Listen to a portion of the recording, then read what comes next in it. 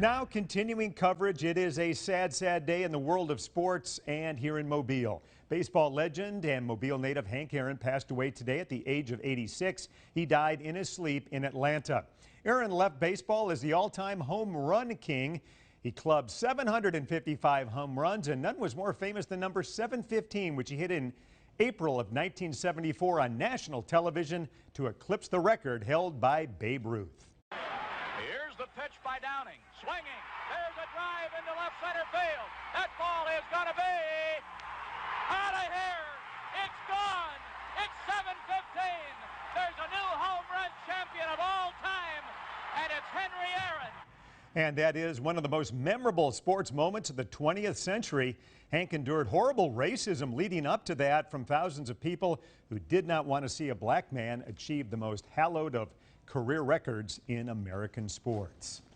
Sports director Randy Patrick joins us now in the studio. And Randy, over the years, we've both had a chance to get to know Hank Aaron, which has been an absolute privilege. Yeah, how lucky are we to be able to grow up as baseball fans and then not only get to know him professionally, but personally as well. Let's take a look back at some of the memorable times of Hank Aaron's life. This was a young Hank leaving Mobile at the train station, and he would use his bat and glove to climb his way through the minors to the majors and make Major League Baseball history. And he made the All-Star team 21 times. What are the odds that he would be teammates with Mobile native Frank Bowling, who we lost back in April at the age of 88? Another legend and a wonderful person as well, Randy. And we probably all remember where we were when he hit 714 and 715. One of my great memories of these two home runs, or especially this one, was his parents, his family being there with him, and his mom and dad greeting him at home plate.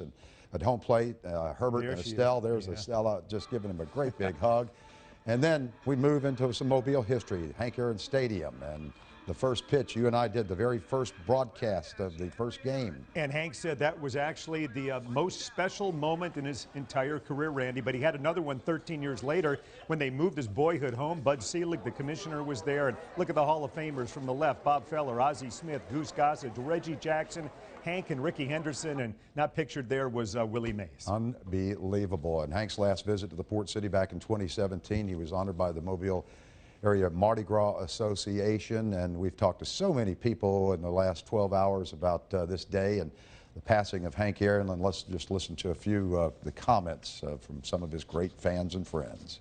One of the first things he wanted to do was to make sure that the other baseball greats in this area were acknowledged here. He became a major league player. To see him perform what he did up here, it was really amazing. And you think a guy like that will never die, you know. But age catches up to all of us, yeah. The last thing he said to me, that he needed to get down here to visit his mother and father grave site. And here we are. You know, Hammer lived a good life, and he accomplished everything he set out to accomplish. And he was one of the greatest. And it's unbelievable. Hank is the 10th Major League Hall of Famer that we have lost that has died since last April.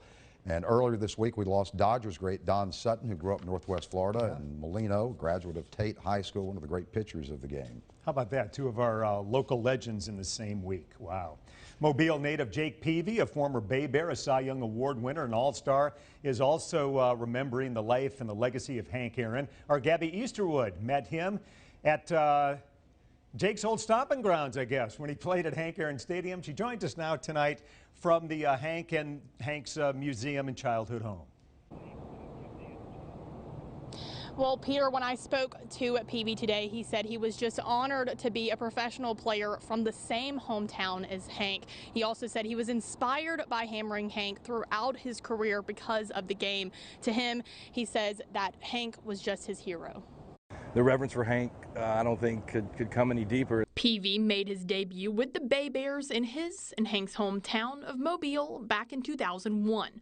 The following year, he got the call to the big leagues. Number 44 on the jerseys, sitting in his locker at his first stop.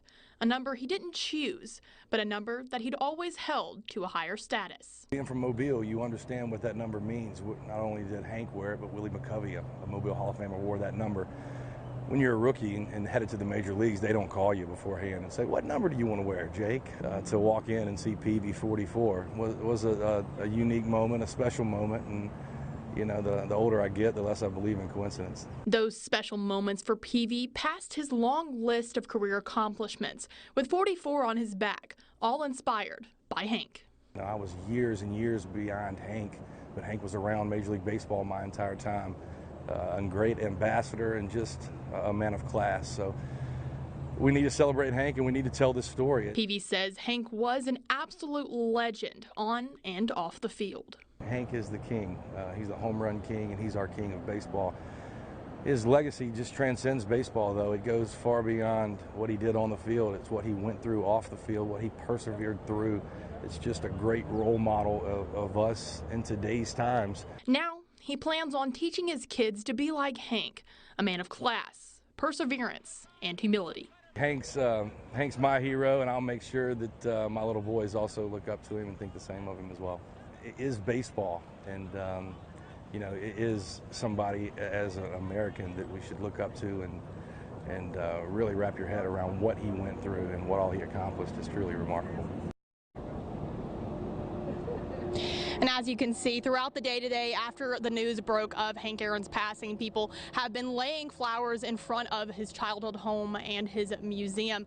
They told me that the museum is actually going to be open tomorrow from 10 to 5 for people to pay their respects even further. Reporting live outside of the Hank Aaron Stadium and Childhood Home Museum, I'm Gabby Easterwood, WKRG News 5.